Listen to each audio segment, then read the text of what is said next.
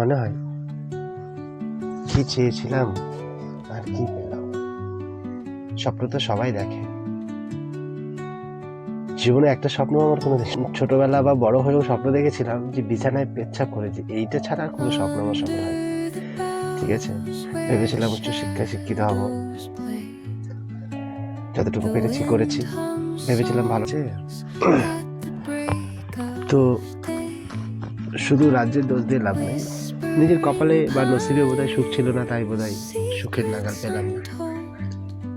বলবো একবারই যথেষ্ট, আর মানুষ হওয়ার ইচ্ছা নেই। তো আমি যদি পাপ করে থাকি, সে পাপ যদি আমার এই জন্মে সবকিছু ক্ষয় হয়ে যায়, আর নয় মানুষ। কারণ এই মানুষ নামে বিচিত্র প্রাণীটা একবার জন্মই যথেষ্ট, দ্বিতীয়বার মানুষ হওয়ার ইচ্ছে বা কোনো স্বাদ মানুষের না হওয়াটাই উচিত। কেন বলো তো? তুমি ভালো কিছু যখন করবে তখন তোমার নাম হবে না।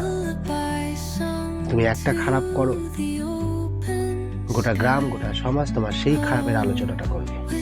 কিন্তু তুমি যে এর আগে যে তুমি 9টা ভালো করেছিলে, সেই ভালোগুলো যারা ভুলে গেলে।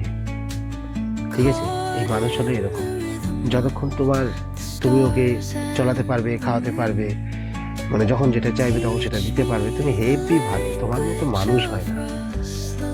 আর একদিন যদি চাই আর তুমি যদি না দিতে পারো, তখন সে বলবে তুই কথা এত ছেঁচড়া, কোনো একটা কিছু চাইলেও না ছাড়া হ্যাঁ বলে না। কিন্তু তুমি কোন কারণবশত তুমি নাটাকে মানে হ্যাঁ বলতে পারছো না, নাই বলছো, সে কারণ ওরা বুঝবে না। কারণ তোমাকে বোঝার মতো ক্ষমতা ওদের নেই। হ্যাঁ, তোমার বিরুদ্ধে গুজব ছড়ানোর ক্ষমতা ওদের আছে। আমি আমার জীবন দিয়ে দেখেছি মানুষকে আমি বহু ভালোবেসেছিলাম। তো মানুষের জন্য আমার হৃদয় খুবই কাঁদত। যেমন কালকের কথাই বলি, দুটো ছেলে হেঁটে হেঁটে বড় সেবা আশ্রম অব্দি চলে যাচ্ছে, ওরা যাবে তীরে, আমার টোটোতে নেই চার্জ। বলছে দাদা কামারপাড়া অব্দি নামিয়ে দিয়ে আসো, মালঞ্চ অব্দি নামিয়ে দিয়ে আসো। ঠিক আছে, শেষ পর্যন্ত টোটোটা ওই করে নিয়ে গেলাম তিয়র অবধি। তারপরে আসার সময় 2বার রেস্ট করেছি, তারপরে বাড়ি এসেছি।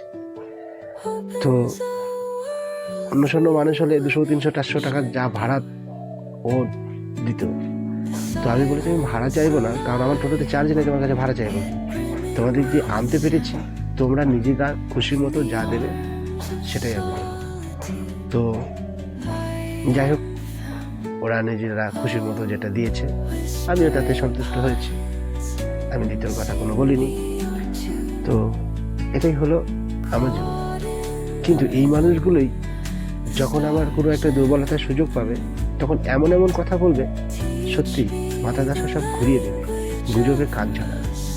কখনো এসে তোমাকে প্রশ্ন করবে না তুই নাকি এই কথাটা বলেছিস বা তুই নাকি এটা করেছিস। সেটেলমেন্ট নেই, শুধু ছেলে বলো মেয়ে ছেলে বলো, এটা গ্রামের ভাষায় বলছে, মাগি মরদ সব শুধু জল্পনা আর কল্পনা। এছাড়া তোমাকে কেউ কোনোদিন প্রশ্ন করবে। অথচ তুমি যখন ওরা গল্প করছে, তখন তুমি যদি পাশ দিয়ে যাও, ঠিক আছে, তোমাকে দেখে গল্পটা চুপ করবে, মানে এমন সাধুতা ভাব দেখাবে। ঠিক আছে, মানে ওর মতো সাধু এই জন্মে আর নেই। ঠিক আছে, অথচ তুমি যখন হেঁটে ওদের এরিয়াটা পার হয়ে যাবে, তখন তোমার নামে ঠিক আবার শুরু করবে ওই চর্চাগুলো। ঠিক আছে, তো যাই হোক, মানুষের ধর্মই এরকম।